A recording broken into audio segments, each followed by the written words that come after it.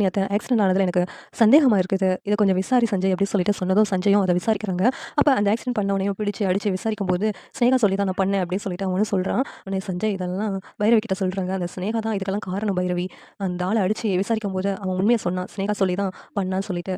ஸ்னேகா தான் ஆக்சிடென்ட் பண்ணிட்டு நல்லவ மாதிரி காப்பாத்துற மாதிரி பிளான் போட்டுருக்கா. இப்ப அன்னபூர்ணியத்த மனசுல இடம் பிடிக்கிறதுக்காக தான் இப்படிலாம் பண்ணியிருக்க வாய்ப்பு இருக்குது" அப்டின்னு சொல்லிட்டு சஞ்சய் சொன்னதும், பைரவி வந்துட்டு, "இந்த ஸ்னேகாவ சும்மா விடக்கூடாது சஞ்சய். அவள இப்பவே அரெஸ்ட் பண்ணணும்" அப்டின்னு சொல்லி சொல்றாங்க. பைரவி சஞ்சய் கூப்பிட்டுட்டு, "அவள நான் சும்மாவே விடமாட்டேன்" அப்படின்ட்டு நேரா ஸ்னேகாவ பார்க்கறதுக்காக போறாங்க. அங்க போயிட்டு ஸ்னேகாவ 4 அறை அறையிறாங்க. உடனே ஸ்னேகா வந்துட்டு, "எதுக்காக என்ன அடிக்கிற?" அப்படின்னு சொல்லிட்டு கேட்குறாங்க.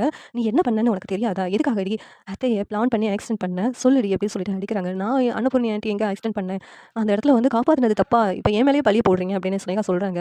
"இங்க பாரு, இந்த ஆளு எல்லா உண்மையும் எங்ககிட்ட சொல்லிட்டாங்க" அப்படின்னு சொல்லிட்டு அந்த ஆளையும் கூப்பிட்டு வர்றாங்க. இங்க ஸ்னேகாவுக்கு ஒரே அதிர்ச்சியா இருக்குது.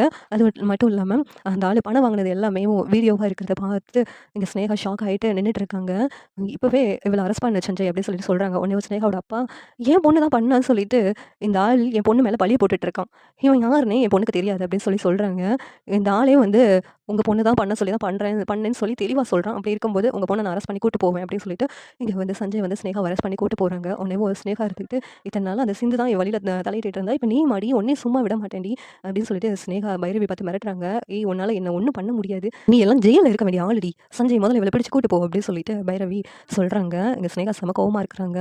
இங்க ஸ்னேகாவோட அப்பா என் பிள்ளையும் ஜெயிலுக்கு தள்ளிட்டீங்களா உங்கள சும்மா விட மாட்டேன் அப்படின்னு அவர் ஒரு பக்கம் மிரட்டிக்கிட்டு இருக்காரு. இந்த சீரியல் எப்படி இருந்தா நல்லா இருக்கும் நீங்க நினைக்கிறீங்கன்னு கமெண்ட் பண்ணுங்க. இந்த வீடியோ பிடிச்சிருந்தா லைக் பண்ணுங்க, ஷேர் பண்ணுங்க, சப்ஸ்கிரைப் பண்ணுங்க. Thank you.